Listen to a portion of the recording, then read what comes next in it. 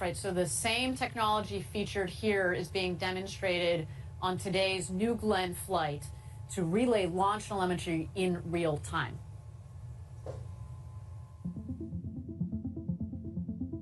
There's a pulse that drives every mission, a signal, a connection, a lifeline. In space, where timing is critical and distance immense, communications can't fall behind. From liftoff to orbit and throughout the mission lifecycle, HaloNet enables real-time, continuous, and on-demand telemetry, tracking, and control over secure L-band links, providing resilient connectivity with or without local ground infrastructure. In orbit, HaloNet provides high-throughput, low-latency data relay over secure satellite links, designed for global operations with roaming support that keeps you connected throughout the mission. When near real-time access to data is essential, HaloNet's global ground station network ensures direct-to-Earth connectivity, delivering rapid downlink around the world. And when your mission takes you off the grid, HaloNet includes a portable, field-deployable command and control platform, a self-contained mobile gateway that extends connectivity into remote or unpredictable environments, enabling continuous operations. Built with security in mind, HaloNet integrates next-generation encryption, trusted by defense and government users worldwide, protecting mission-critical data from the ground up. As legacy systems retire, HaloNet is already engineered to support what's next. From scalable infrastructure to emerging capabilities like optical communications. From the ground to orbit and everything in between, HaloNet is the pulse of your mission, connecting space, empowering progress, securing the future.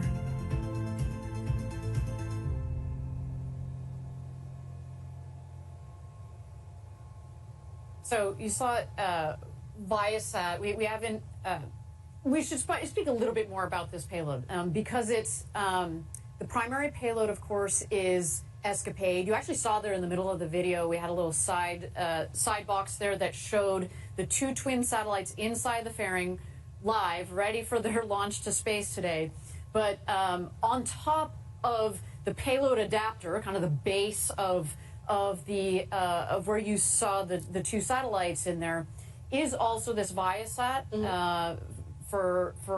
it's essentially a radio. It's a demonstration. It's a demonstration technology, radio technology for telemetry. There it is. Oh, well, there you go. There are the two satellites. What a beautiful, the two Escapade satellites. We got blue and gold in there. But I just want to talk about this because we talk about landing the rocket today. That is huge. But getting our customers to where they need to go is really, really important. So we're going to deploy those two satellites at about T+33 minutes. But then the second stage is going to continue in space, right? The two satellites go on their way. And that is when we're going to turn on the Viasat payload as well. So the Viasat payload is not going to deploy. It's going to stay on the rocket, and they're going to test their technology.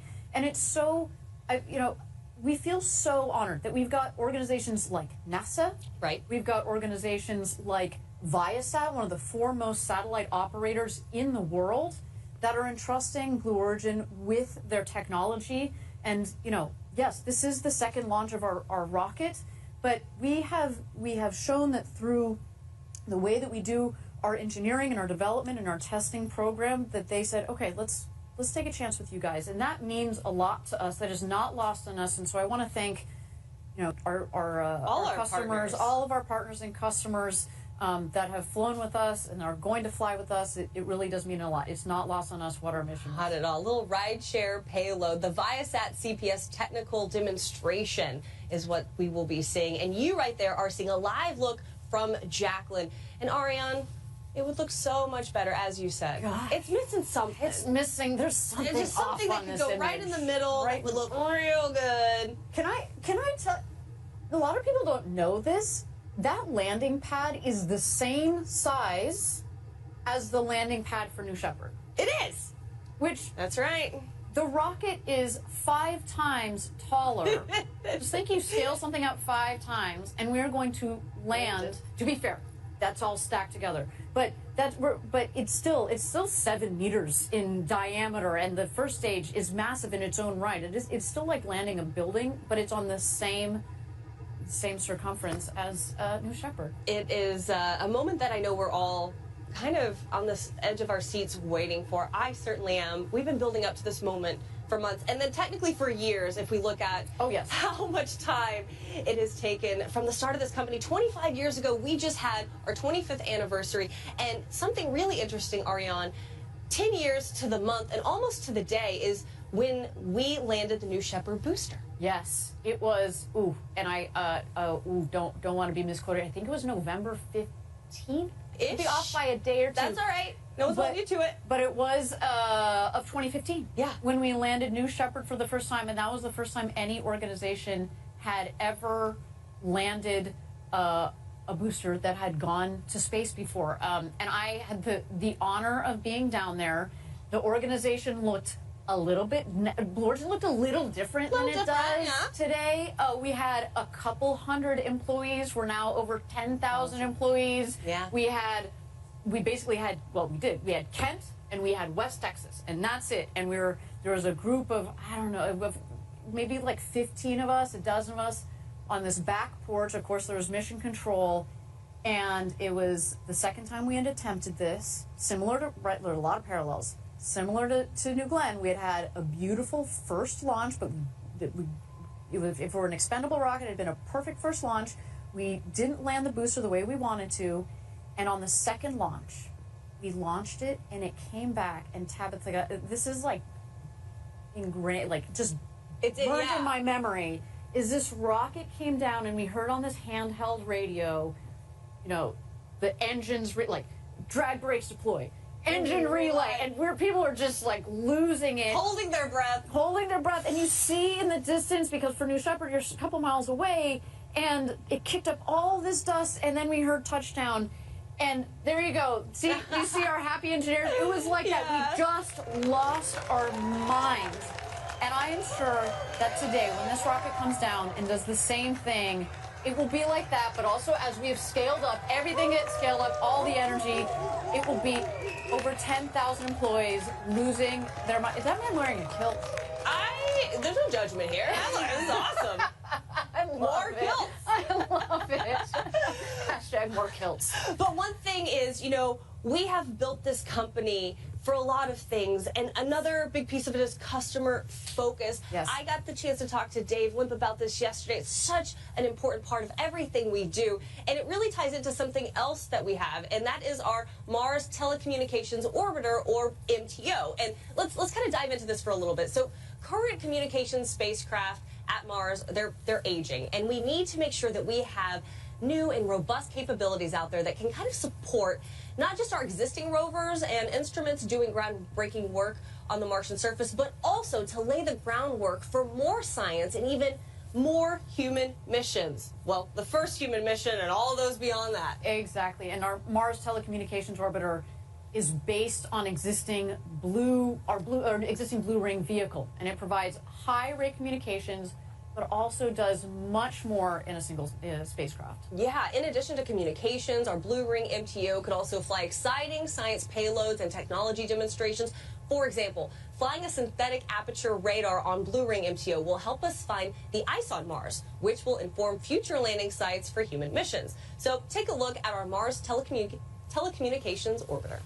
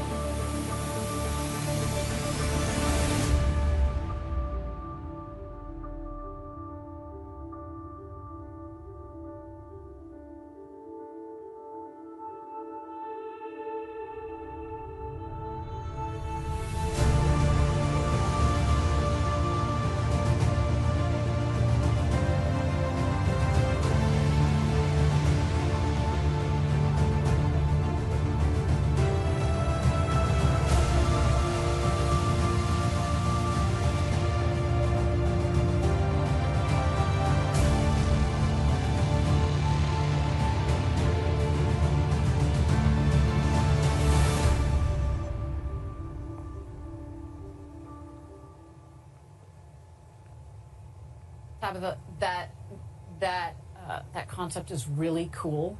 I also want to warn you, I am very biased.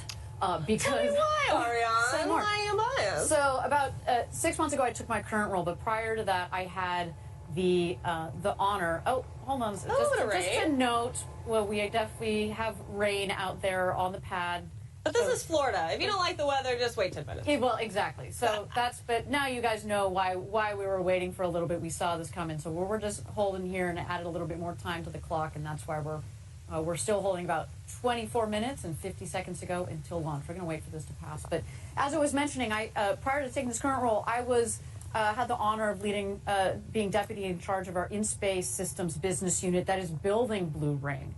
And Blue Ring has this ability to take up to 13 payloads and then deploy them, but then also act as the comms relay, also do edge computing in space. So basically, you know, in a very simplified way of talking about it, it's kind of like a mission in a box. You can take that whole constellation, send it to Mars, deploy the satellites, and then use the Blue Ring itself, which did its first job as transporting, to then be the communications relay back to Earth.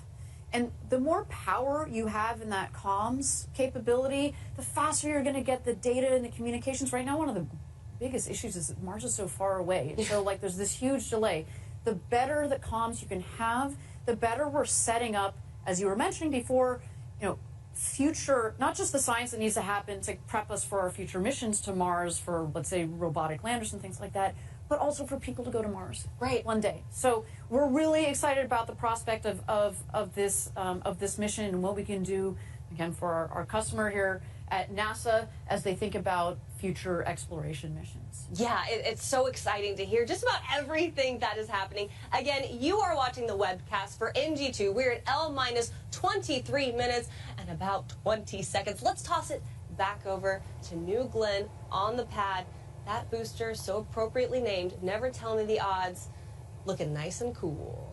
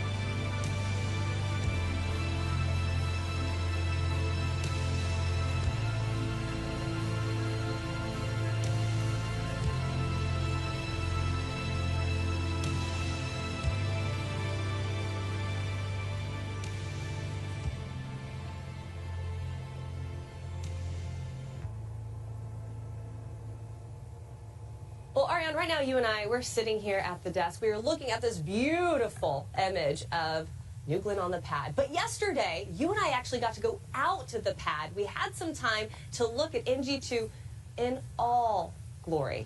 And so I want to talk about how cool it was for us to go and see this engineering marvel. Let's check it out. Okay, so walk me through kind of the different components of this rocket. Okay, so on the most very basic level, we've got GS1, And then stacked on top of it, GS2. It's basically like stacking a rocket on top of a rocket, right? So let's maybe start with the GS1 because it's doing a lot of the work today, right? And we want to land this booster as well. At the top, we call the forward section. You'll see kind of a gold section up there at the top where the 4 fins are. Right. Those fins, they move back and forth, right? So they help with directional capability on the rocket. The whole main section of it, though, in the middle is basically a big fuel tank. And then you get to the aft, the bottom section there, that has the landing gear you see in each of the doors, but it also has the 7 BE4 engines that are in the base. Right. At the top, then, so that's basically GS1. At the top, basically from the white portion above the gold and beyond, tucked in there are the 2 BE3U engines. The part with the feather, again, that's all basically tank, liquid oxygen, liquid hydrogen for the propellants. I forgot to mention liquid oxygen and liquefied natural gas, the propellants for the first stage. So they're different propellants. And then kind of that nice, smooth top, that is the fairing.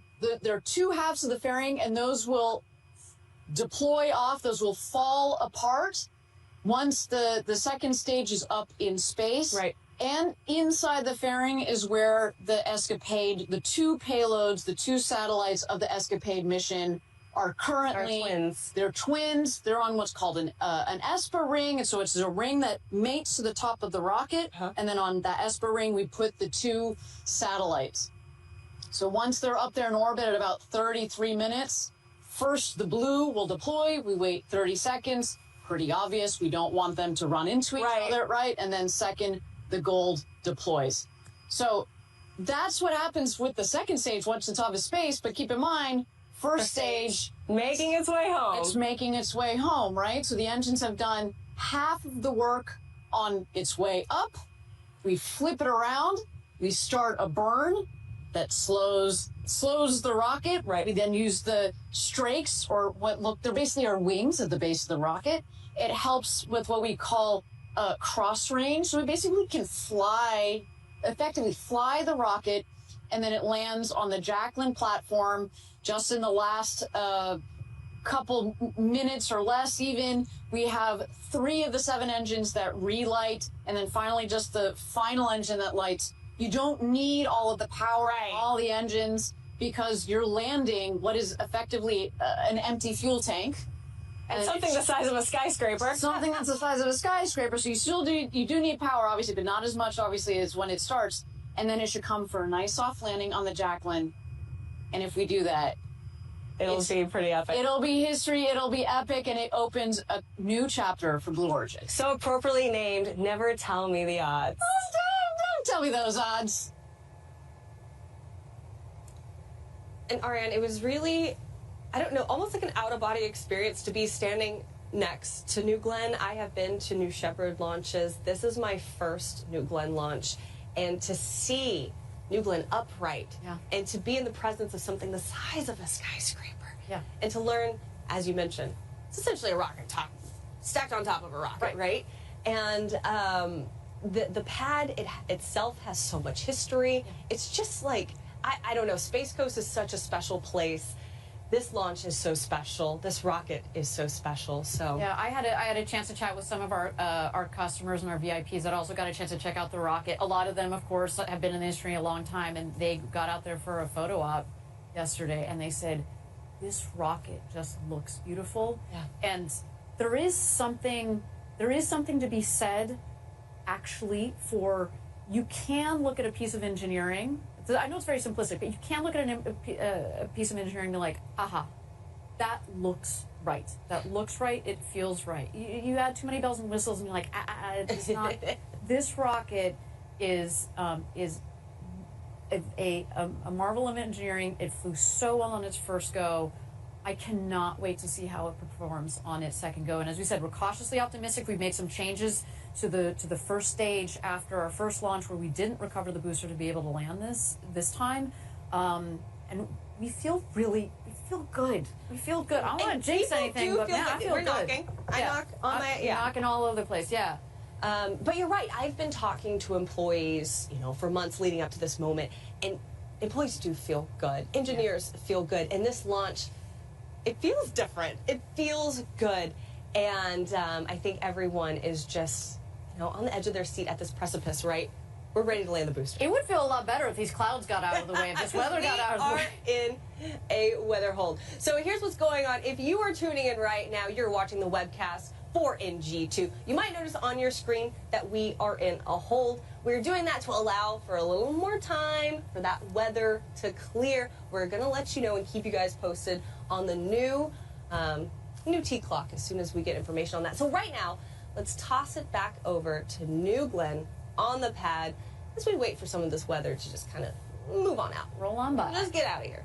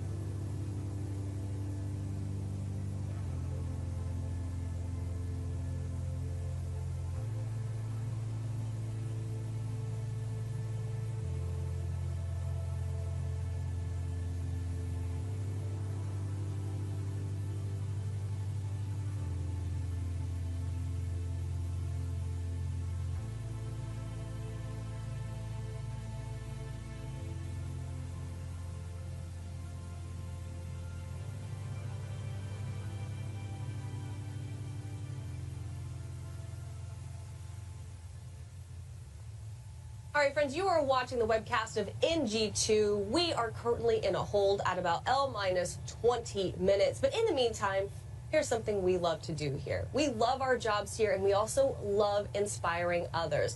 We want to inspire a few more of you also at home with our nonprofit Club for the Future. Club has the mission to inspire and mobilize future generations to pursue careers in STEAM. That's science, technology, engineering, arts, and math, all for the benefit of Earth. I am the A in STEAM. Yeah, which is the arts part. Which is super, super important. The ability to communicate about it, right? Like it's so important, the A component of STEAM. But as part of the Club for the Future program, one of the cool opportunities that we give is we allow students to send postcards to space and back via New Shepard, and we also provide online STEAM-based lesson plans that are free for students and teachers to use. And then so that everybody can get a piece of the action. That's right. Even easier is that we have these digital postcard, this drawing tool that you can go online, and anybody can send that art to space. So for more information, if that sounds cool to you, just go to clubforfuture.org. That's right. That's clubforfuture.org. Ariane, where do you fall in the STEAM spectrum? You're a bit of everything, I feel like. I've always kind of been like... You're like, I'm science and technology and a bit of engineering and math. Yeah, but I kind of like it all. Yeah. And arts today and anytime we get the honor of having you with us. Let's be very clear. I'm not the one that's going to be designing that insane trajectory that Advanced Space did for Escapade today. Right. So, like, props to you guys. But I love every part of space and all that goes into it, and clearly the A part of it is also incredibly important. It's neat to have such a cool team of all of the great letters that work together. And Jeff himself has said that it is this generation's job to build a road to space so that future generations can unleash their creativity. Check it out.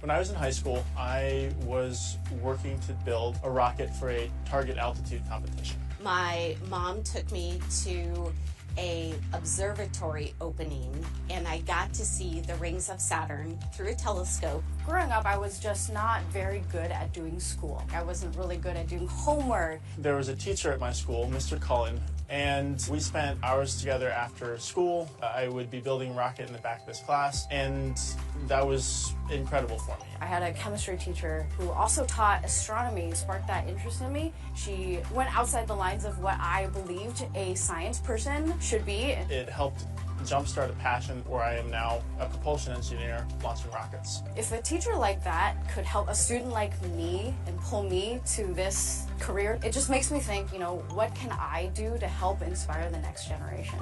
And that was life-changing for me. And that's what Club for the Future is really all about. At Club for the Future, our mission is clear: to inspire and mobilize future generations to pursue careers in STEAM, science, technology, engineering, arts, and math, and all for the benefit of Earth. We're here to create meaningful experiences that spark curiosity and ignite passion. We're teaming up with educators to make learning an adventure by creating space-based lessons for K-12 students. If we want to see millions of people living and working in space, space should look like all the populations of Earth. Our goal is to make learning about space more accessible for all. So we've joined with others to reach underrepresented students and underserved communities. But it's not just about what happens in your classroom. As Blue Origin's Club ambassadors, we're here to share our expertise and inspire students through speaking opportunities, events, and mentorship. Also, with our Postcards to Space program, kids can connect with the vastness of space and the future of our planet. Draw your vision of the future or write any message you want on a postcard and we'll launch it to space and back on a New Shepard rocket. Your postcard will be stamped, flown to space, and returned to you as a unique keepsake. So let's go. Let's dream big, reach high, and build a future where the possibilities, they're as endless as the stars.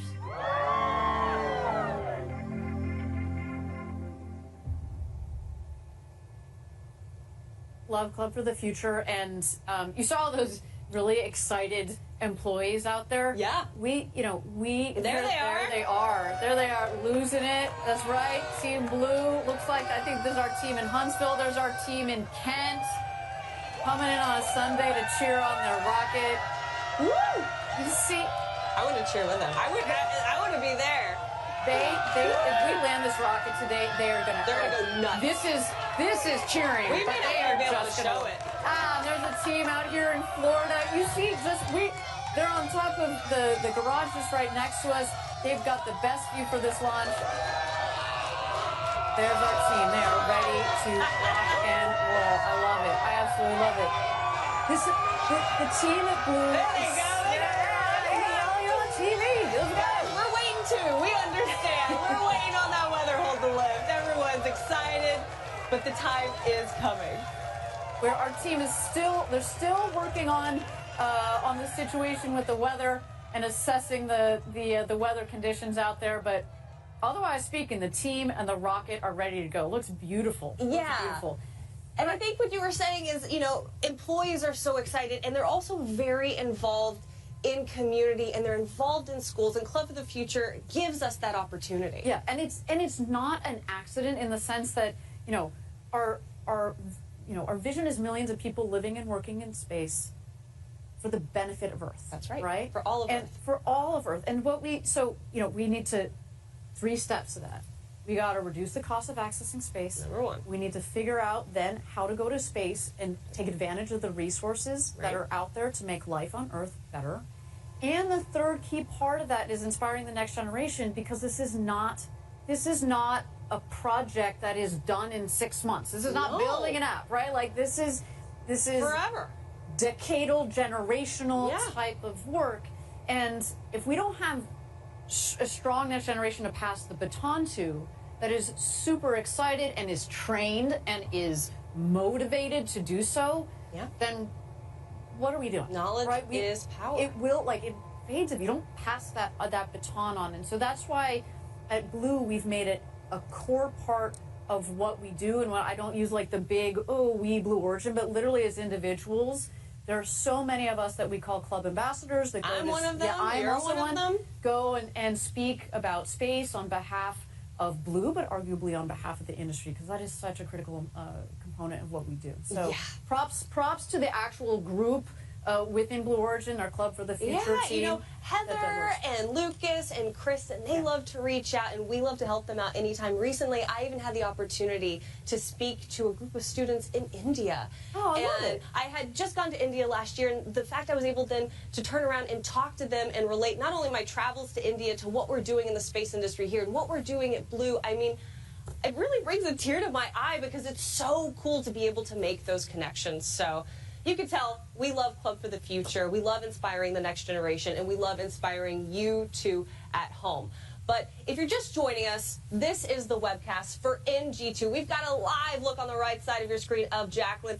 Would look a lot better once that booster goes up, and we maybe set it down right where that feather is. It looks like a good spot right there. And then, of course, on the left-hand side, you have New Glenn on the pad ready to go. But let's talk about the flight profile overall. While we're in this hold, we're in a weather hold right now, we made a really cool video that dives a little bit deeper on the entire flight profile of New Glenn. So check it out. New Glenn lifts off from Launch Complex 36 on Cape Canaveral. 7 BE-4 engines will ignite and propel the rocket upward with over 3.8 million pounds of thrust, or roughly 17,000 kilonewtons.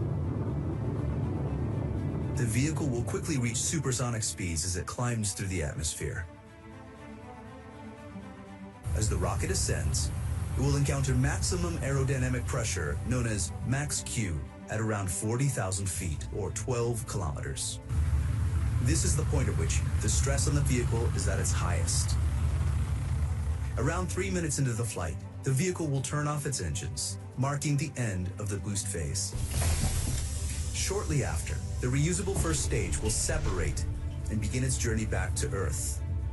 2 BE-3U engines on the second stage will ignite and propel it onward into orbit with the payload.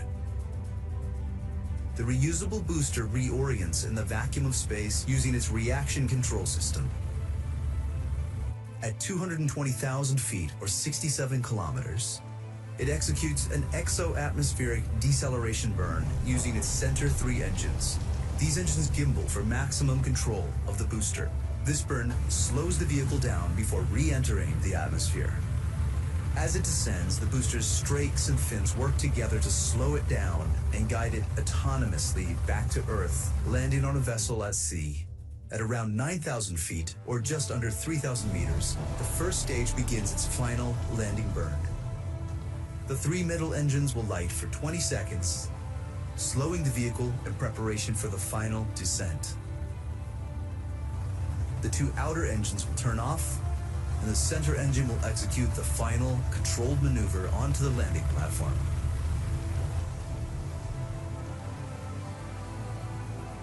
The vessel will return to Cape Canaveral to prepare for its next mission. Meanwhile, in space, the second stage will continue to power the payload towards its final orbit. At around 400,000 feet or 120 kilometers, the payload fairings will jettison. New Glenn will deliver an unprecedented range of payloads. Large satellites, dual payloads, orbital vehicles, large constellation dispensers, even moonlanders destined to establish permanent human presence on the moon. Once it arrives at its insertion location, the payload will separate from New Glenn's second stage. This is New Glenn. This is how we will build a road to space.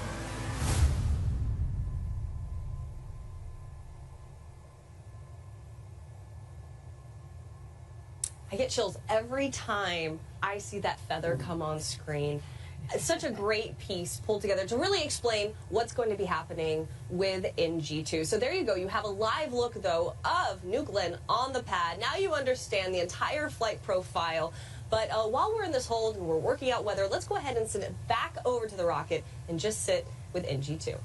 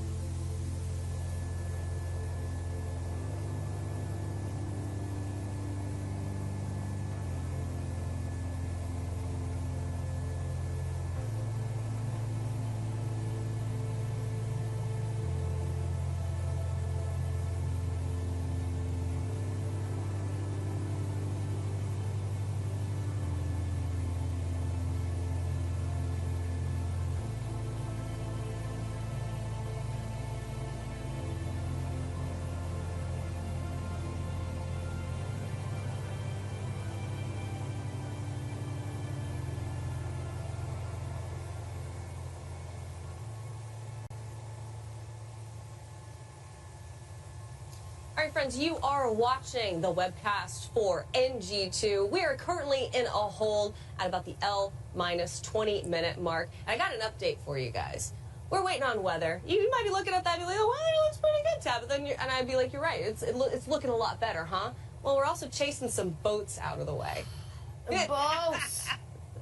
There are some boats that are essentially being told, hey, you're in our flight path, you got to get out of here. They should have known that to begin with, but that's just one of the other things that you deal with when you deal with rocket launches. Tabitha, I'm gonna try to see the silver lining in this, or I'm gonna try to be the ever optimist that I am. Last time we had this launch, we also had an errant boat in our in our flight path, and we had a pretty spectacular launch. And we put our payload, got to orbit, we filled our objective. So I'm going to call this a good luck omen. A good luck. You know, speaking of good luck omens, yesterday, me, you, and our very own Eddie Seyfert, we were headed out to the launch pad, and we saw a tortoise crossing the road. And if you didn't know, tortoises are a part of our coat of arms, and we find them as a sign of good luck. So, Eddie, you are out there, you are with employees, you're at the best spot to see the rocket launch. But let's talk about something serious for a second. Let's talk about how hard it is to land the booster. For those of you who don't know, you probably do know if you're watching this webcast, on our first attempt, we weren't able to land the booster, but we were able to get our payload into orbit. Today, our big objective, aside from getting our payload into orbit, which is Escapade, is we want to land our booster. No, never tell me the odds, and I like the name of that booster, so I want to keep it. So, Eddie, how hard is that? Well, so first off, thank you for your patience. The weather here is looking a little better. The boats, as Ariane said last time, definitely safety is our highest priority. And the tortoise, for me, a sign of good luck. I mean, I think it's just a trifecta of signs that we're ready to not just launch Escapade to space successfully, but to land this booster. So we learned a lot. Nothing substitutes flight data. So the GS-1 booster, after it separates from the GS-2 upper stage, it does a 180-degree flip maneuver so that the aft section is facing backwards, or basically back down to Earth, but in the flight path. And so that 180-degree maneuver is conducted by our reaction control system. They're peroxide monothrusters. We call them the severe weather agility thrusters. And those worked perfectly last time. We did the maneuver. And then the BE-4 engine goes for reignition. So the 3 center engines reignite what we call the exo-atmospheric re-entry burn. And its entire purpose is to slow down the GS-1 as it re-enters the atmosphere so that its superior aerodynamic performance, those long strakes, those forward fins, can guide the GS-1 booster over the Jacqueline. Yeah, Eddie, thank you for such a good explanation for our viewers at home, because it took a little bit for me to understand, too, exactly. I'm like, why is it so difficult? And it's like, Tabitha, it's hard. It's pretty difficult. And I'm like, yeah, it's like when you watch the Olympics and you watch someone run fast, you're like, oh, I can do that. It's like, no, you can't. It's actually quite difficult. So, thank you, Eddie, for that great explanation. Again, we are currently in a hold. You are watching NG2, our webcast here. We are at about L-20 minutes. We're going to toss it right back over to the rocket. New Glenn is on the pad. It is feeling cool. It is looking cool. And it is literally, Ariane, very cool right now.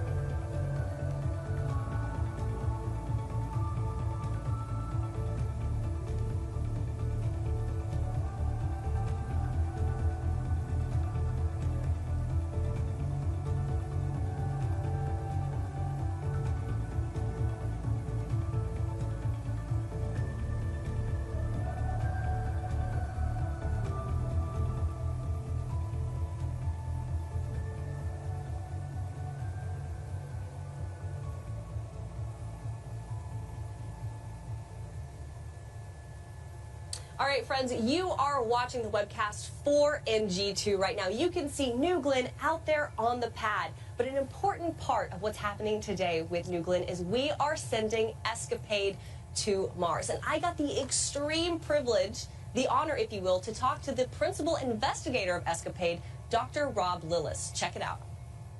Rob, for someone who doesn't know, what does the principal investigator of Escapade do? So the principal investigator is entrusted by NASA to execute the entire project. So it's kind of like the buck stops with me. I have a team of excellent people around me, but I'm responsible for the production of the data, the definition of the science requirements, the execution, the technical aspects of the mission. I think it's a great model for how NASA sort of entrusts the completion, the execution of a mission to a partner like UC Berkeley, where I'm based. And Escapade is a really special project. We are so excited to be taking it up today on NG2. Tell me a little bit about what Escapade does. So Escapade is a twin spacecraft mission going to Mars, orbiting Mars to sample the ways in which Mars and its upper atmosphere respond to changes in space weather. By space weather, I mean the million-mile-per-hour stream of charged particles that the sun is at all times throwing at. Sometimes that stream gets gusty, and the gustiness, essentially, of it is what we call space weather. And there's all sorts of ways that can happen. The magnetic field can get stronger, the speed can get higher, the density can get higher, and all those things have an effect on the Martian atmosphere. And over time, it can strip away the particles in the upper atmosphere. And we know that this has been an important process by which Mars's climate has changed over Martian history. Early in Mars history, up to about 2 billion years ago, Mars was at least occasionally warm and wet. It had a thick atmosphere. It was habitable. We don't know whether life actually existed, but it was habitable there. But then in the last 2 billion years, it's lost most of its atmosphere. And we think that the stripping of the atmosphere by the solar wind is a big reason why that happened. And Escapade is going to be sampling and investigating these processes with a stereo perspective, with 2 spacecraft. And that's really important, because up until now, with one single spacecraft, we've only been able to measure either the solar wind itself or the effect of the solar wind closer to the planet. We've either had the cause or the effect, but separately. With Escapade, we can have 2 spacecraft simultaneously cause and effect at the same time. And so that's the breakthrough that Escapade is going to provide us in understanding the processes by which the atmosphere is stripped away. And once we understand that, I mean, how does that affect us here back on Earth or future Mars missions? Right. So it's important for a couple of reasons. One, I think we're just curious as to how planets evolve in general. Like over the billions of years, planets, they change their atmospheric composition. They're more volcanically active, and that can affect the atmosphere too. And so this is an important piece, isn't the only piece, of course, but it's an important piece of the puzzle of Mars climate evolution. And that's interesting just because we love to explore as humans. But it's also important because space weather can have a practical effect on robotic spacecraft that we send to Mars future, and also humans when they explore Mars. This is important for a couple of different reasons. One, a big space weather event, what's often called an interplanetary shock or a coronal mass ejection, when the sun belches out a couple billion tons of hot plasma, often at high speed, high density. As that shock expands through the solar system, it accelerates particles to really high energies. High enough energies that they can go right through a spacesuit and cause astronaut health problems. Right. And so the radiation on the surface of Mars, when you get a big enough coronal mass ejection, you can get 100 days worth of radiation in one day. This happened last year. Wow. This happened last year, June 6th, 2024. The usual background level of radiation was increased by a factor of 100 for that day when that happened. And so if you're an astronaut on the surface of Mars, you don't want to be out away from your radiation shelter when that happens. And so Escapade's measurements are going to enable us to better forecast those radiation hazards. There's another reason, too, Escapade's important, because we're also going to be studying the ionosphere. So this is a layer of gas in the upper atmosphere that's ionized.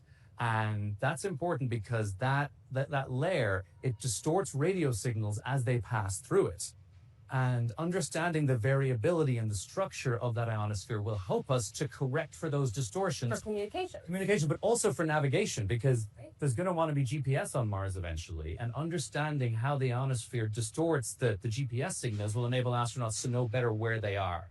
All these things are taken into account on Earth. It's all behind the scenes. So your phone doesn't have to show you how they're correcting for it, but that's all behind the scenes on Earth. we want to be able to do that same error correction on Mars, and ESCAPADE will help us understand the ionosphere. It's really cool to know that we're thinking about these future problems now. Yeah. And speaking of things that are happening in the future, I mean, ESCAPADE is not going to be making it actually to Mars. The spacecrafts aren't going to be there for at least 2027. That's right. That's right indeed. Yeah. So what happens once ESCAPADE deploys? Kind of tell me more about the trajectory. Okay, well, so after it deploys, first of all, there's a few important checkouts we have to do. The first thing is we got to deploy the solar panels and we got to get it to speak to us.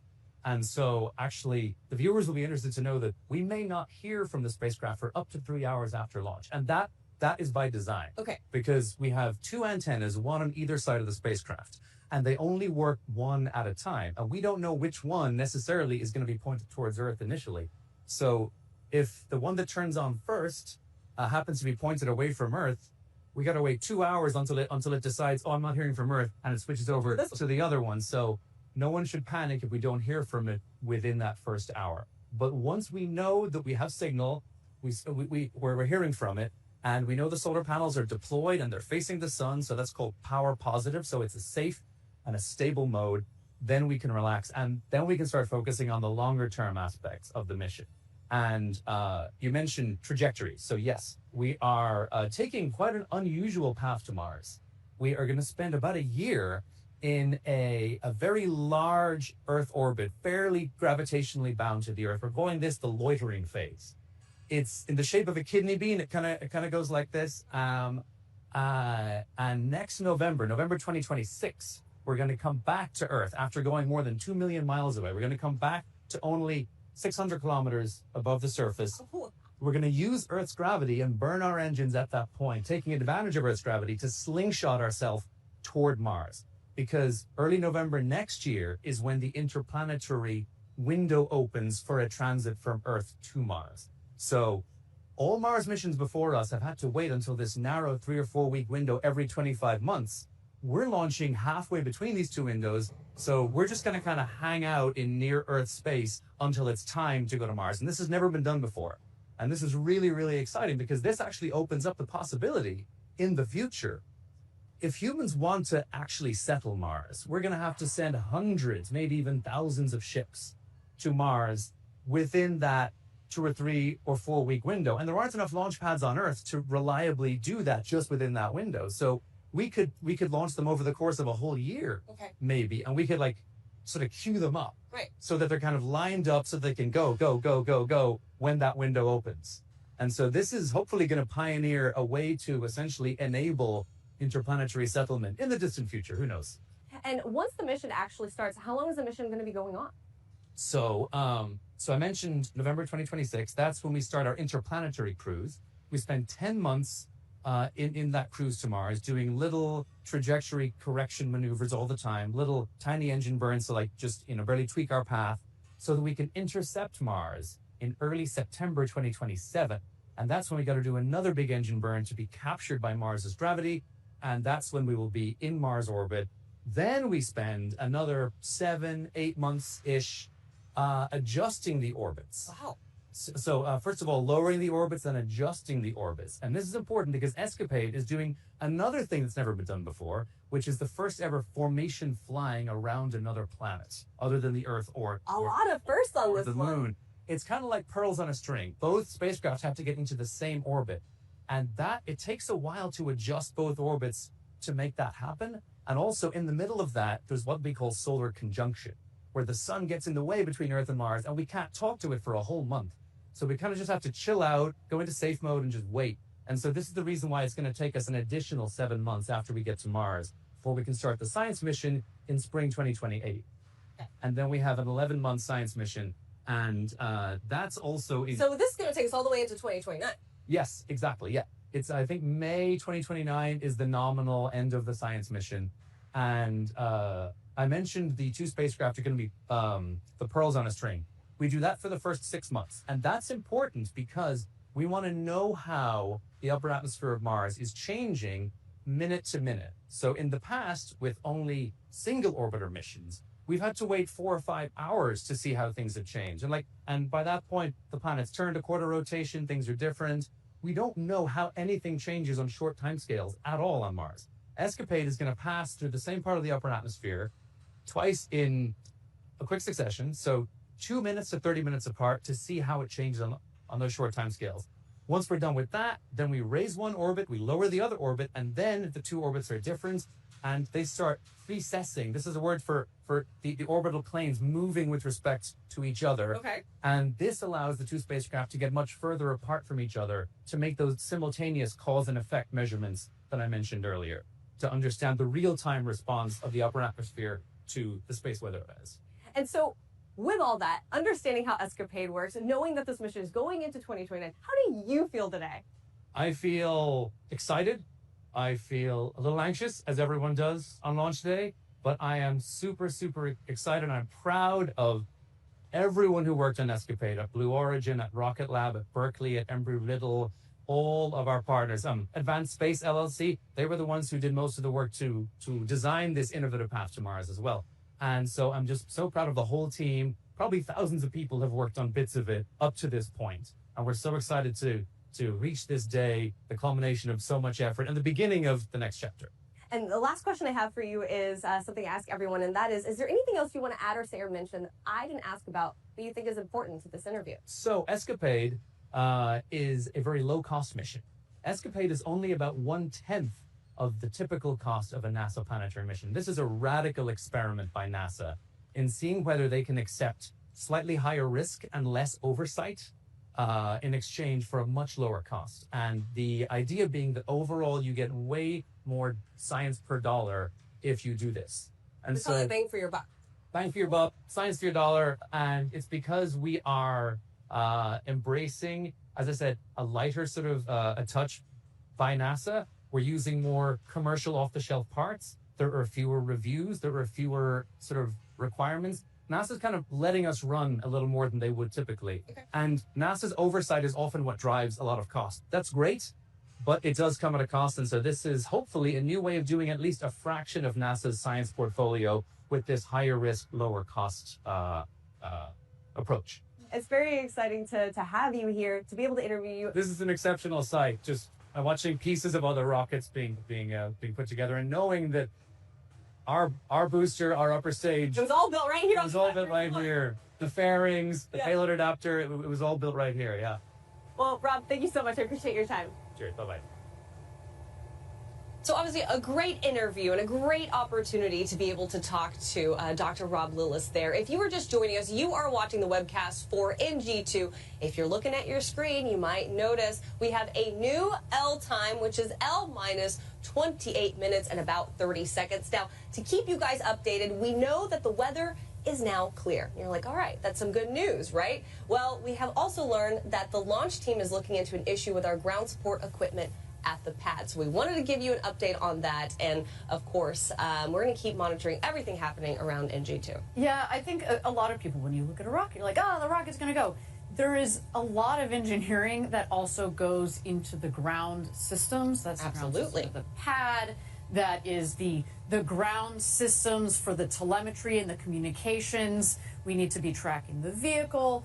But like out there on the pad, that pad actually is a feat of engineering in its own right. In fact, this Launch Complex 36, we were talking about it earlier in the webcast, it's been used as a launch complex for decades before us. But we Great history, but we basically cleared it out and built it back up again. The amount of power, data, propellants, all these lines that are going up there. You see the two towers, the one on the right will eventually have crew coming off of it. Slightly off the shot to the left, we've got the water tower. There you got a kind of a back out view so you can see a little bit more. There's a lot that goes on out there. We've got this huge, what we call our propellant farm. There's a lot that goes on out there. So we need that to also be working and working properly and in right conditions to keep the rocket ready to go as it ticks down. And then when we will turn, obviously, the show, if you will, over to the rocket. But in the meantime, there's a lot of work happening in the ground system. So if something is out of line, pressure, data, power, that then could translate down the line, down the pipes, literally, to the rocket, we have to check it out. So our team is on it. But, we do have a little bit of time here to do so.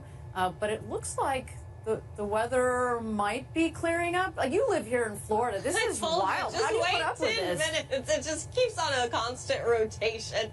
But I will say, you know, it is great to see NG2 on the pad, ready to go.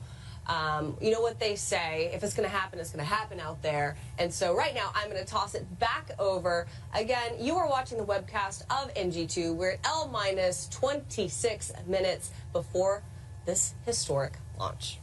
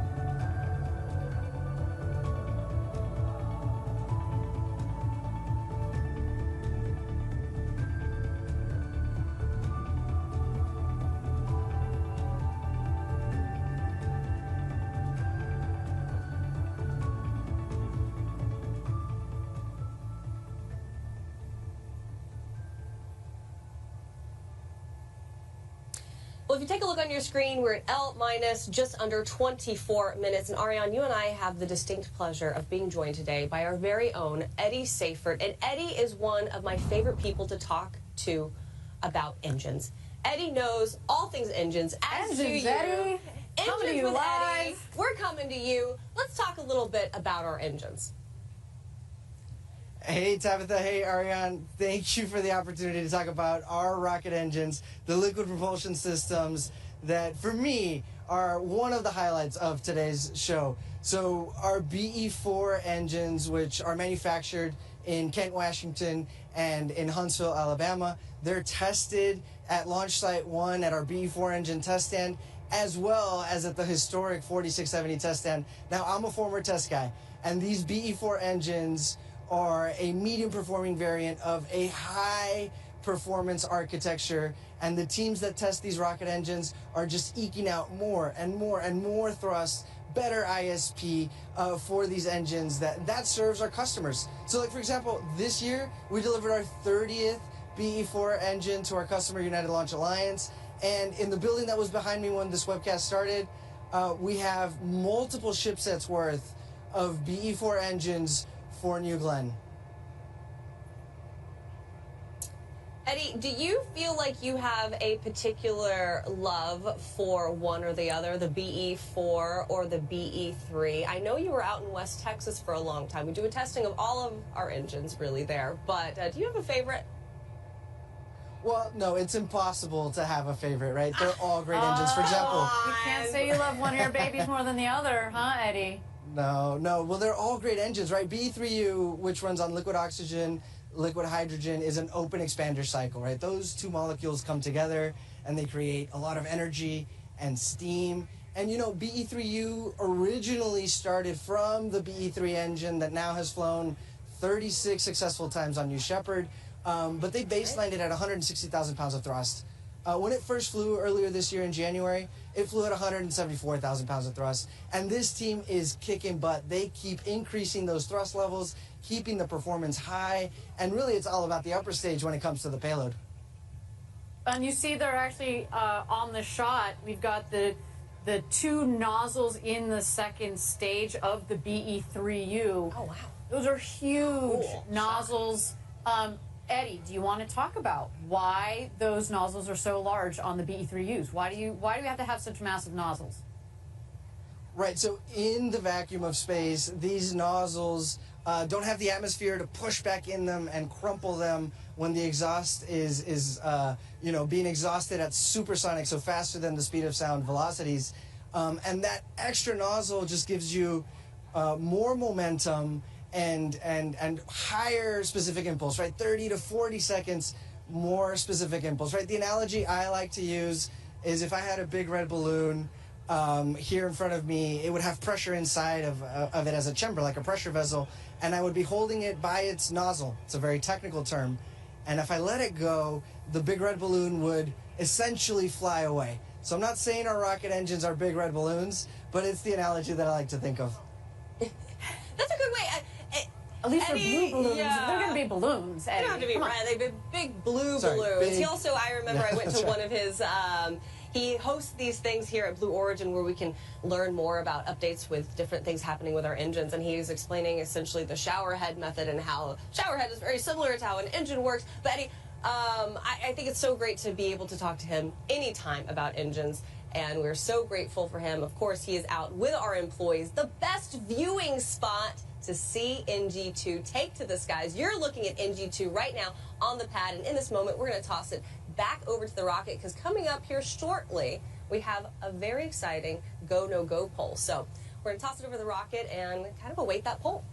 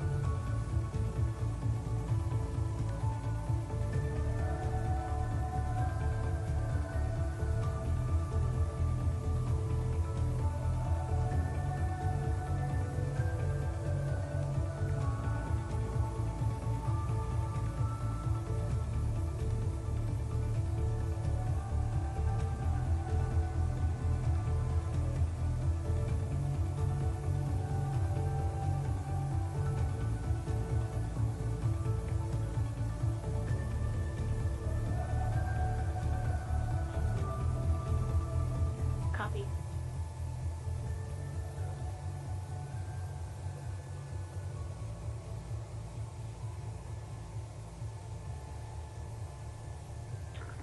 All stations, this is the LV on count 1 with the go poll for final configurations and terminal count. Understand we are still pending GME final configurations and LVHD retraction, also pending weather.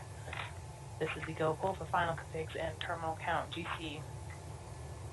DC is go pending retraction of LVHD-10. LC1. LC1 is no go pending. They have launched PDI load. Understand you are a go pending the load. LC2. LC2 is go. LSO. Go. OSM. Go with the exception of weather. RC. Go. ESR. ESR go pending LVHD and PDI. AC. Go pending LVHD retraction. Recovery. Go. PLI. Go. BMD. Go. GC, LC1, LC2. Perform final configurations for terminal count. Report when ready for terminal count gate checks. LC2 go. This is RC on count 1. DC Go ahead, RC. Another potential RC surveillance violation of a cruise ship. We're still working on Coast Guard to make contact. So I'll give you an update as soon as I have it. LD copies.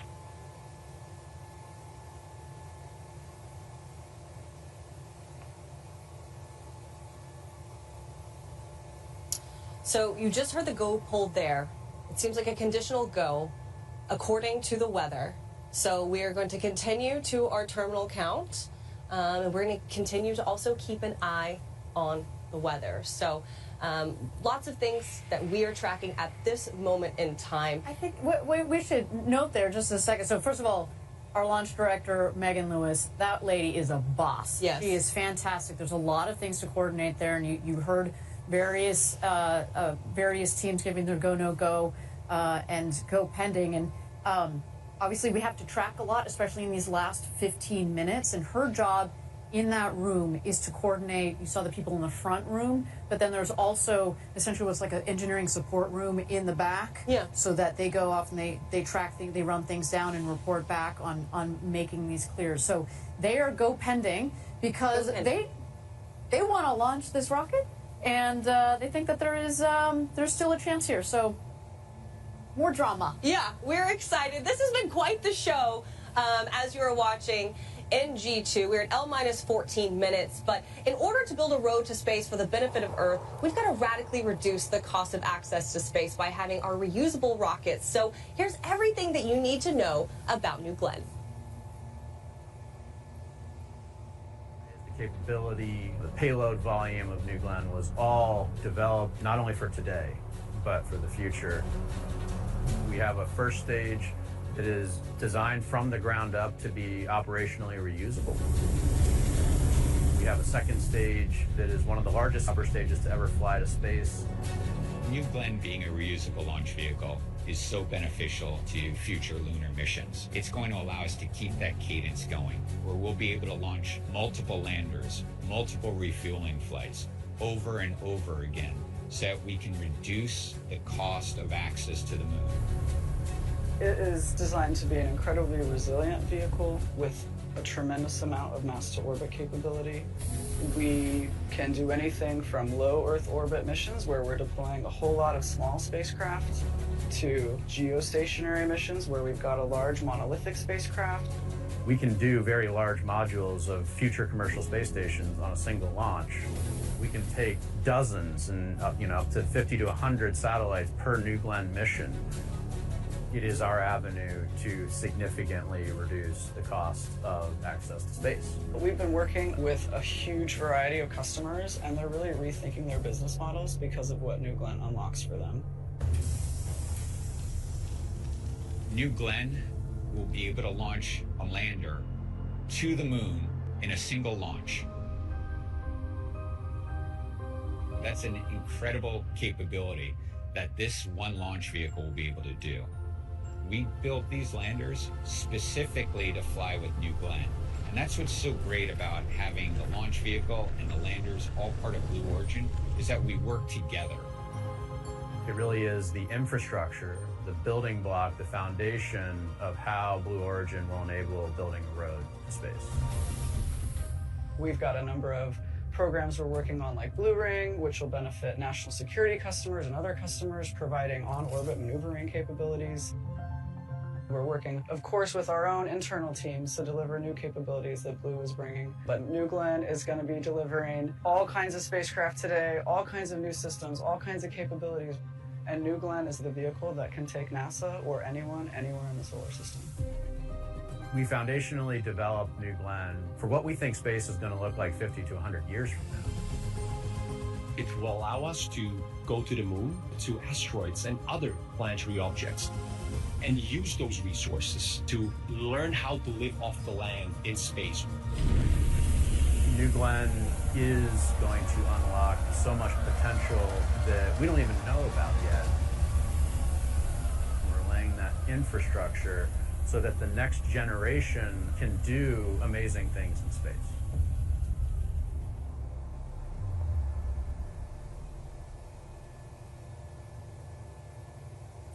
All right, we are at L-10 minutes and 34 seconds to go from New Glenn's second launch. And Tabitha, you recently had the chance to chat with our CEO, Dave Limp, about NG2 and what this mission means for science, but also for Blue Origin. I certainly did. It was so great to be able to sit down and actually talk with him. And I think you guys are going to be surprised to learn just how much of this moment has really been building up over time, and how even when he was a child, you know, Dave himself had an interest in space. Check it out. This is a really big moment for Blue Origin. Can you tell me how NG2 compares to NG1?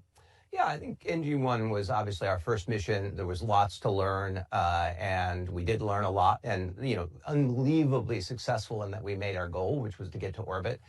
This time, we're going to be a little bit more ambitious, and we want to not only get to orbit, but we have our first paying customer this time with Escapade, and get them off to Mars. That's the first part of our goal, and then the second part of the goal is to land the booster out on Jacqueline. And, you know, if we don't, we have more over here in the factory that we're building, but we're going to give it our best shot. Never Tell Me the Odds is pretty fitting for this booster. You know, we are taking our second attempt at landing it for the first time. How are you going to feel if we land it? Well, I certainly will not channel my inner C-3PO. I will be very ecstatic. You know, I would be on pins and needles up to that point, but it would be a huge achievement for the team and for Blue. I think that we have a good chance, but if we don't, like I said, we can build more, but I will be over the moon if it happens. Now, New Glenn is obviously just one of the many systems we have here, right? We have New Shepard, we have Lunar, we have in-space systems. How are all of those organizations really working together to further our ultimate goals?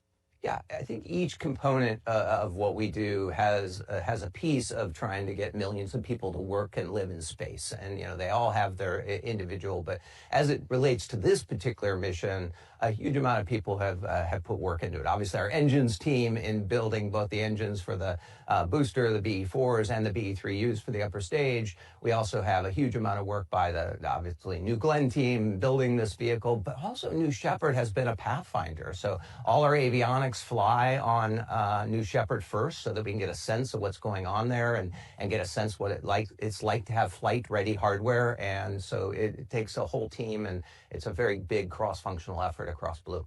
You know, we have more than 10,000 employees here that are very excited about this moment. I'm one of them. What is your message to those who are going to be watching our webcast and be watching NG2 take to the skies? Well, I think everybody will be a little bit on pins and needles, I'm sure. But I would say that this is a culmination of a lot of work from a lot of teams. It's not the end point of our journey. Obviously, we have a lot more rockets to make and a lot more customers to make happy as we move forward. But to the extent we're successful here, I hope everybody at Team Blue takes a pause, smiles a bit, celebrates, because it'll be a great achievement for us.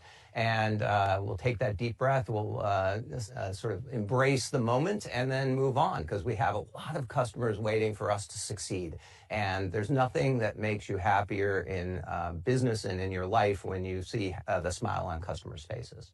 Did you ever think that you would be doing something like this in your career when you're watching your rockets launch? No? No, not in a million years. I was very happy making, Fire TVs and Echoes, but it is a boyhood dream. And so to be able to have it, I kind of pinch myself every day and just amazed that I get to wake up and help this and lead this amazing team of people build incredible technology like New Glenn. I mean, and reference to that, one of the first things they ask you when you come onto Blue Origin is, what is your first memory of space? What is your first memory of space? Yeah, I have a lot of pictures. It turned out my third, fourth, and fifth birthday, I have these old Polaroids of the cake, and they all have rockets on it. I was enamored with rockets as a kid, and never took the path where I thought I'd be running a rocket or a rocket company. But it turns out that it was very early in my life that I had a lot of love for it. And we're so grateful to have you here at the helm. Dave, thank you so much for your time. I appreciate it. Yeah. It was such a great interview to have a moment to sit down with our CEO and talk with him. If you are just tuning in, this is the launch of NG2. We are at L minus under 6 minutes, and we have to tell you guys, right now we are tracking a cruise ship that is in the area and closely tracking weather, as we heard in the Go poll. But my understanding is that by the time it comes to our moment of launch, the cruise ship should be out of the way. But we are still keeping our eyes on that weather, Ariane. Absolutely. But with that, we're under 6 minutes to go. Let's go out to Eddie, because you realize we're about 5 minutes to go from the launch. Eddie, how's everybody feeling out there? Yeah, it is hype out here. We are so excited to be at less than 5 minutes before launch. We're excited to be here. Eddie, is that guy on a chicken? A rooster? Yeah, we got Rooster, and the flag. Everybody say hi to Rooster. An escapade, and this is the team that's launching the rocket today. They helped build it. Amazing. They are absolutely psyched. And what we're waiting for here is a go, no go, final go, no go. We're bringing this down to the minute on this one. We want to launch before our window, so we're waiting on the team to determine if that's way to go. Oh, Eddie, let's go blue. Let's go blue. Thank you so much. We are hyped. They are hyped. Since we are at essentially L minus 4 minutes, let's go ahead and toss it back over to the rocket right now.